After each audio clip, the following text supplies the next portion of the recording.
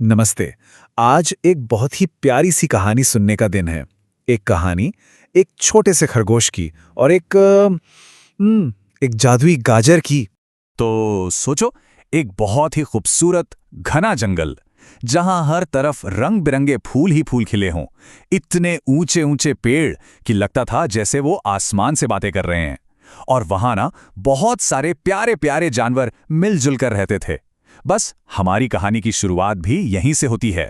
अच्छा, तो इसी प्यारे से जंगल में रहता था हमारी कहानी का हीरो। पता है कौन? एक छोटा सा बहुत ही प्यारा खरगोश, और उसका नाम था चीकू। अब चीकू को ना गाजरे खाना दुनिया में सबसे ज्यादा अच्छा लगता था।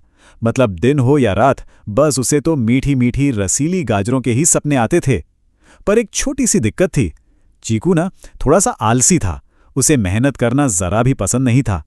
वो तो बस यही सोचता रहता था, काश कहीं से बिना कुछ किए ही मुझे ढेरों गाजरे मिल जाएं। तो फिर हुआ ये कि एक दिन चीकू जंगल में ऐसे ही टहल रहा था।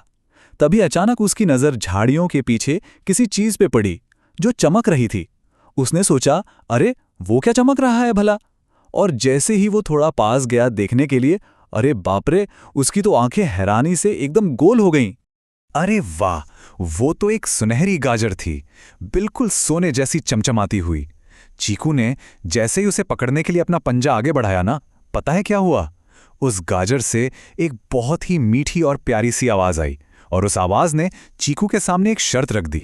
अब ये सुनकर तो चीकू बेचारा थोड़ा सा उदास हो गया। भाई, उसे तो मेहनत करना अच्छा ही नहीं लगता था। पर फिर उसे वो चमकती हुई सुनहरी गाजर याद आई।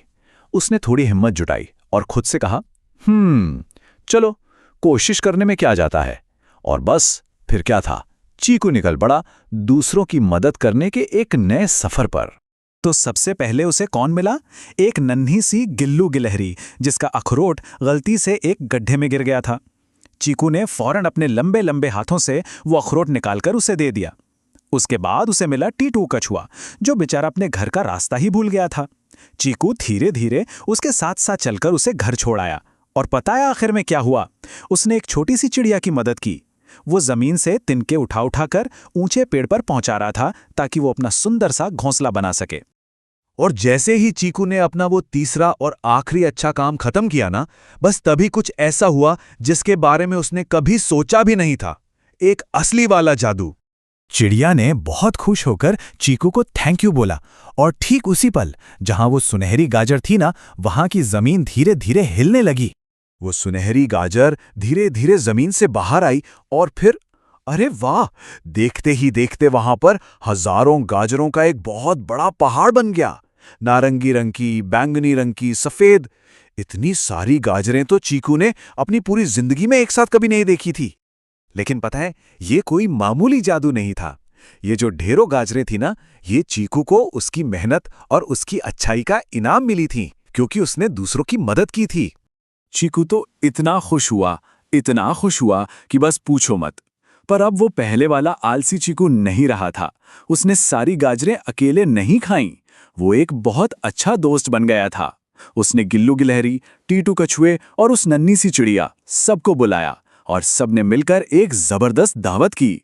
तो इस मजेदार कहानी से हमें एक बहुत ही अच्छी और हाँ, गाजर जैसी मीठी सीख भी मिलती है।